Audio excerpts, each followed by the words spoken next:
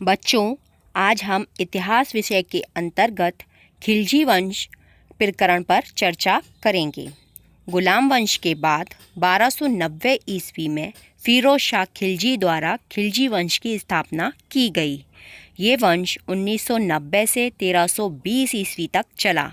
इसका सबसे महान शासक अलाउद्दीन खिलजी को माना गया, जिसने खुद को सेकंड सिकंदर की उपाधि दी। खिलजी वंश के अंतर्गत 3 शासकों का शासनकाल आता है, जिसमें पहला शासनकाल रहा जलालुद्दीन खिलजी का 1290 ईस्वी से लेकर 1296 ईस्वी तक। दूसरा शासनकाल रहा अलाउद्दीन खिलजी का 1296 ईस्वी से 1316 ईस्वी तक। और अंतिम शासक रहे मुबारक शाह, जिन्होंने 1316 ईस्वी से 1320 ईस्वी तक शासन किया। 13 जून 1990 ईस्वी को जलालुद्दीन फिरोज खिलजी द्वारा खिलजी वंश की स्थापना की गई और अपनी राजधानी क्लोखरी को बनाया गया। लेकिन 1296 ईस्वी में इनके ही भतीजे और दामाद, जिसका नाम था अलाउद्दीन खिलजी, ने इनकी हत्या कर दी। अलाउद्दीन खिलजी 22 अक्टूबर 1296 को दिल्ली सल्तनत का सुल्तान बना। इसका बचपन का नाम अली गुल शाह था। इसने अपनी व्यवस्था को बहुत ही कड़ा और अनुशासित बनाया। व्यापारियों की बेईमानी को रोकने के लिए कम तौलने वाले व्यक्ति के शरीर से मांस काट देने का आदेश दिया। और इसने अपनी व्यवस्था में कृषि नीति में बहुत ज़्यादा सुधार किए। खराज, जिसे लगान कहा जाता है, पैसों से नहीं बल्कि अनाज के रूप में लिया जाने लगा, ताकि नगरों तक पर्याप्त मात्रा में खाद्यान्न पहुंच सके। बाजार पर इसका पूर्ण नियंत्रण था।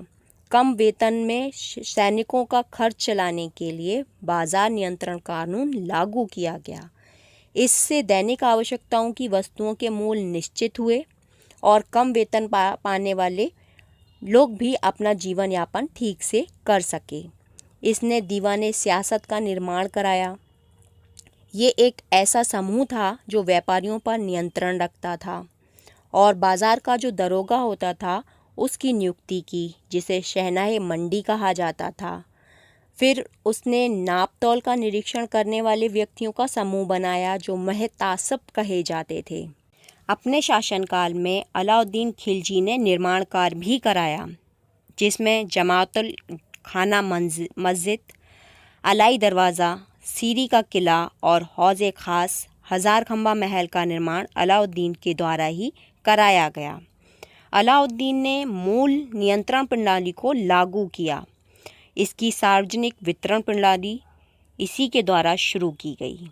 अकाल के समय गोदामों से खाद्यान्न की आपूर्ति की जाती थी। गैर मुसलमानों पर इसने जजिया कर लगाया, लेकिन साथ ही मुसलमानों पर इसने ज़कात कर भी लगाया, जो संपत्ति का 40वां हिस्सा होता था।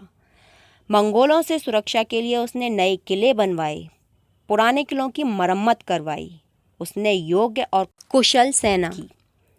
लगान का सही अनुमान लगाने के लिए उसने भूमि को विस्वा से नापने की प्रथा शुरू की।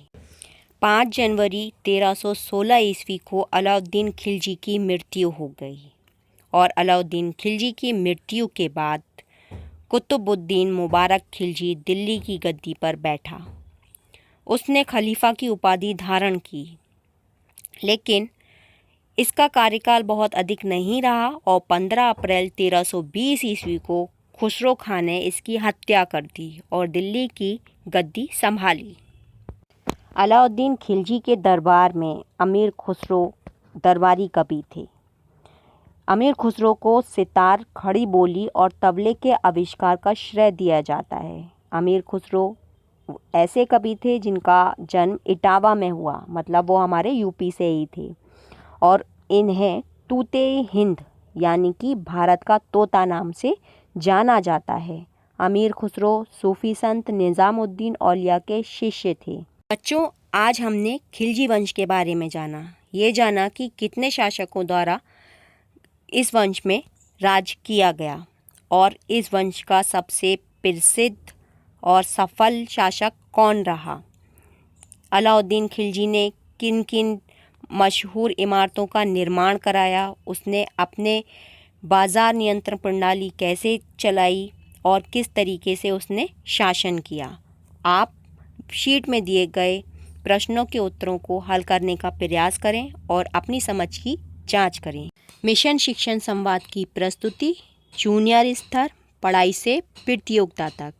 अगली वीडियो में हम फिर मिलेंगे, तब तक के लिए धन्यवाद।